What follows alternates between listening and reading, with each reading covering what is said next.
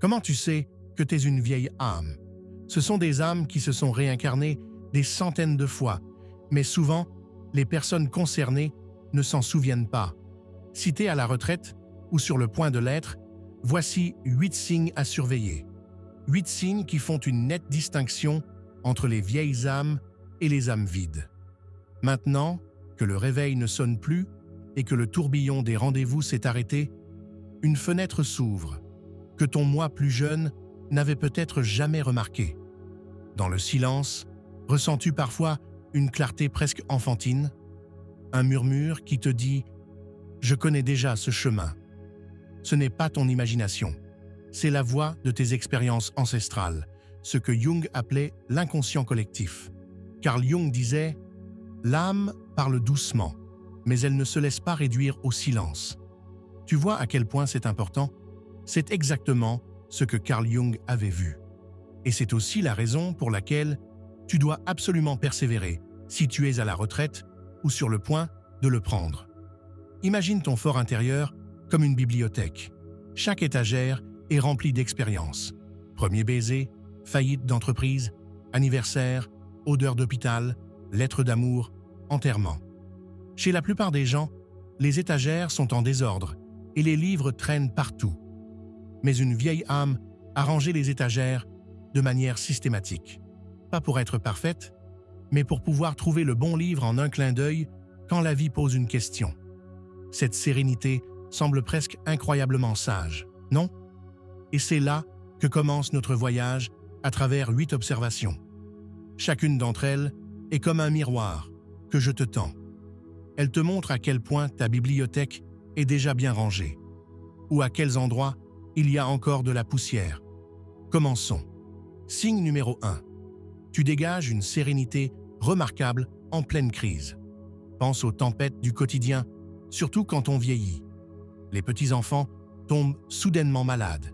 Les mauvaises nouvelles s'accumulent. Les cours de la bourse font des caprices ou la santé pose des défis.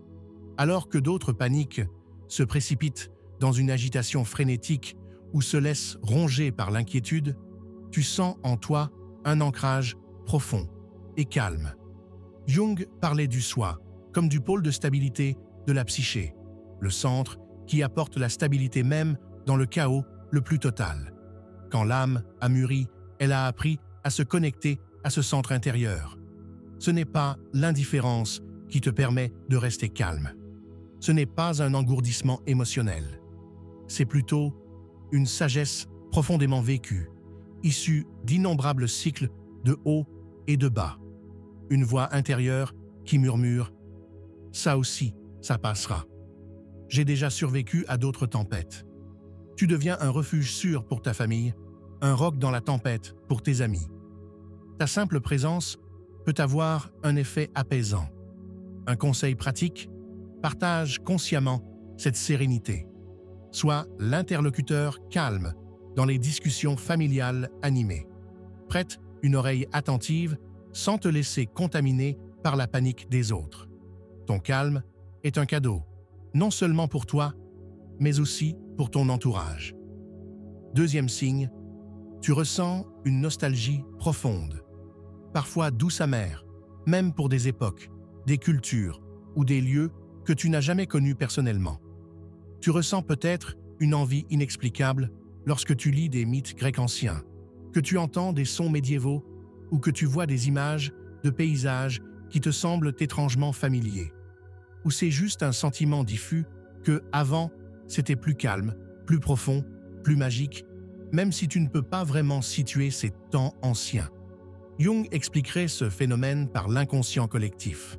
En tant qu'âme ancienne, tu as peut-être un accès plus facile à cette immense mémoire de l'expérience humaine. Les archétypes, les images primitives de l'humanité qui y résident, t'envoient des échos de mémoire. Ton âme se souvient d'époques révolues, d'autres vies, de thèmes universels qui dépassent ta biographie personnelle. Cette nostalgie n'est pas une simple complaisance dans le passé. Elle est le signe de la profondeur de tes racines spirituelles.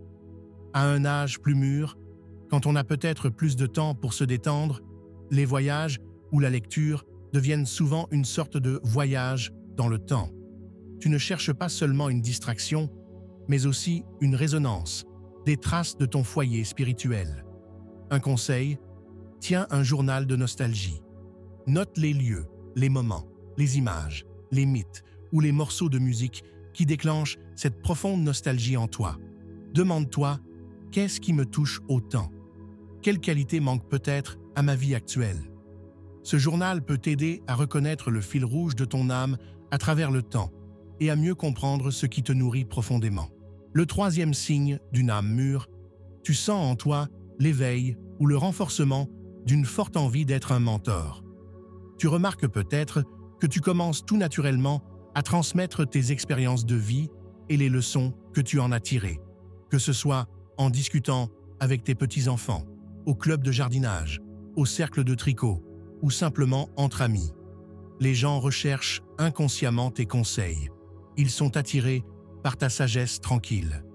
Tu deviens une conseillère ou un conseiller, sans peut-être le vouloir consciemment.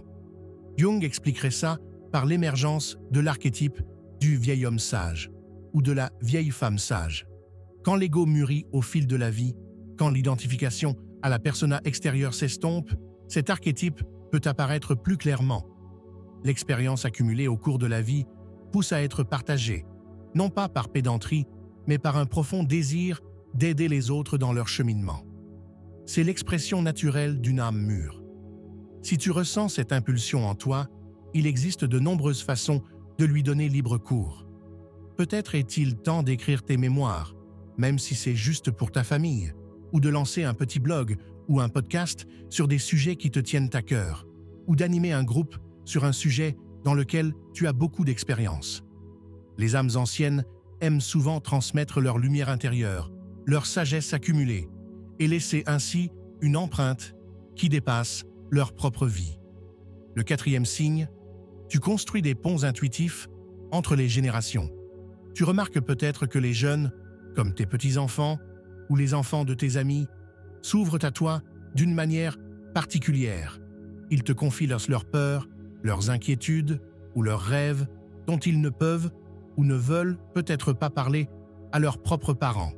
Ils sentent instinctivement que tu ne les juges pas, que tu es empathique et que tu sais écouter sans donner tout de suite des conseils ou porter de jugement. Jung parlait de l'intégration de l'anima, le principe féminin chez l'homme, et de l'animus, le principe masculin chez la femme, comme faisant partie du processus d'individuation. Quand ces oppositions internes sont mieux équilibrées, il y a une empathie et une compréhension plus profonde qui vont au-delà des limites d'âge, des rôles de genre et des conventions sociales. Les âmes anciennes et mûres dégagent souvent cette énergie intégrée qui leur permet de créer des liens avec des gens de tous âges. Tu peux cultiver et utiliser cette capacité consciemment.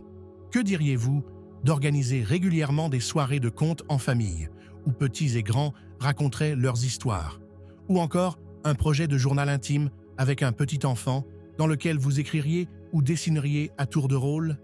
De telles activités renforcent non seulement les liens familiaux, mais créent également un espace précieux pour des échanges authentiques et une compréhension mutuelle entre les générations. Cinquième signe. Les synchronicités se multiplient dans ta vie quotidienne et tu les remarques plus facilement. Tu connais sûrement ça. Tu penses à un vieil ami que tu n'as pas vu depuis des années. Et l'instant d'après, le téléphone sonne et c'est lui. Tu cherches la réponse à une question et tu la trouves par hasard dans un article de journal ou dans une conversation que tu surprends. Tu fais un rêve précis et le lendemain, quelque chose qui correspond exactement à ce rêve se produit. Jung ne voyait pas dans ces coïncidences significatives, ces synchronicités, de simples hasards, mais des indices importants provenant de l'inconscient. Elles sont comme des ponts entre ton monde intérieur et la réalité extérieure, qui te montrent que tu es sur la bonne voie ou qu'un sujet particulier est actuellement important pour toi. À un âge plus mûr, lorsque le bruit de la vie quotidienne s'atténue peut-être un peu et laisse plus de place à l'introspection, les âmes anciennes deviennent souvent plus sensibles à ces événements synchroniques. Elles reconnaissent les schémas, sentent le sens qui se cache derrière. Un conseil pour aiguiser et apprécier cette perception. Tiens un carnet des miracles ou un journal des synchronicités. Note ces petites et grandes coïncidences significatives. Note la date, l'événement et les pensées ou sentiments que tu as eus à ce moment-là. Avec le temps, tu découvriras peut-être des schémas étonnants et une guidance bienveillante dans ta vie qui t'était auparavant cachée. Ce carnet deviendra une preuve personnelle de la magie qui nous entoure, à condition que nous apprenions à y prêter attention. 6e signe. Tu recherches plus que jamais le silence et le contact avec la nature. Tu remarqueras peut-être que les fêtes bruyantes, les centres commerciaux bondés ou les croisières passionnantes ont perdu de leur attrait. Au lieu de ça, tu trouves une joie et une détente plus profondes dans une simple balade en forêt, en jardinant, en observant les oiseaux ou simplement en t'asseyant tranquillement au bord d'un lac. La surstimulation du monde moderne devient de plus en plus épuisante et tu ressens un fort besoin de te retirer, de simplicité, de contact avec l'essentiel.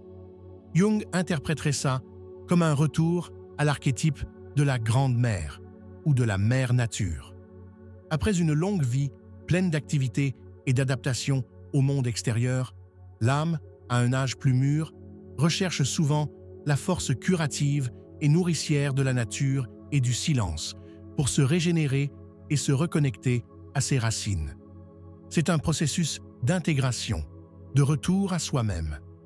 Si tu ressens cet appel au silence et à la nature, donne-lui consciemment de l'espace. Crée-toi de petites oasis de calme dans ton quotidien. Pourquoi pas aménager un petit jardin zen sur ton balcon avec quelques pierres, du sable et une plante, ou établir une routine quotidienne de méditation, ne serait-ce que pendant 10 minutes. Prévois régulièrement des pauses dans la nature, même si c'est juste dans le parc du coin. Ton âme t'en remerciera. 7e signe. Tu cultives une éthique d'authenticité inébranlable.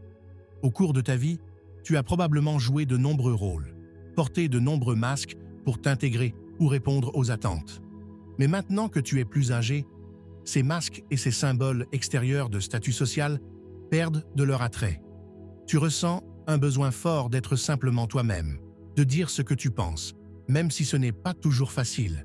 Tu t'en fiches de ce que les autres peuvent penser. Tu dis plus souvent non aux choses qui ne te semblent pas justes. Tu parles clairement, mais généralement de manière amicale et détendue, non plus par rébellion, mais par conviction profonde. C'est un signe clair que le personnage, le masque extérieur, perd de son importance et que le vrai toi, ton authenticité, ressort de plus en plus. Jung voyait ça comme un objectif central de l'individuation, se libérer de l'identification à la persona et vivre en accord avec soi-même. Pour continuer à développer cette authenticité, cherche consciemment des domaines de ta vie où tu peux être honnête à 100% et toi-même. Ça peut être un bénévolat qui correspond à tes vraies valeurs, un hobby comme la peinture ou l'écriture où tu peux t'exprimer librement, ou un groupe de personnes qui pensent comme toi, comme un club de lecture ou un groupe de pleine conscience, où tu peux échanger ouvertement et honnêtement. Plus tu laisses de place à ton vrai toi, plus il brillera. Le 8e signe, et peut-être le plus subtil, la gratitude acquise devient le ton de ta journée. Tu remarqueras peut-être que les petites choses de la vie te touchent plus profondément qu'avant. L'arôme du café du matin, le rire d'un enfant, un rayon de soleil sur ta peau, un mot gentil. Ces moments simples peuvent te remplir d'une joie et d'une gratitude profonde qui t'étaient peut-être cachées lorsque tu étais plus jeune et que tu recherchais des objectifs plus grands et plus excitants. Du point de vue jungien, cette capacité à éprouver une profonde gratitude est souvent le signe d'un stade d'intégration avancé. Elle montre que beaucoup de combats intérieurs ont été menés, que beaucoup de parts d'ombre ont été acceptées et intégrées. Lorsque nous faisons la paix avec nous-mêmes et avec notre histoire, un sentiment de gratitude pour le cadeau de la vie elle-même, avec tous ses hauts et ses bas, surgit tout naturellement. Tu peux cultiver et approfondir consciemment cette attitude de gratitude. Que dirais-tu d'écrire chaque soir avant de te coucher dans un petit journal 3 choses pour lesquelles tu as été reconnaissant ce jour-là. Pas besoin que ce soit des choses importantes. Ce sont souvent les petits moments qui réchauffent le plus le cœur.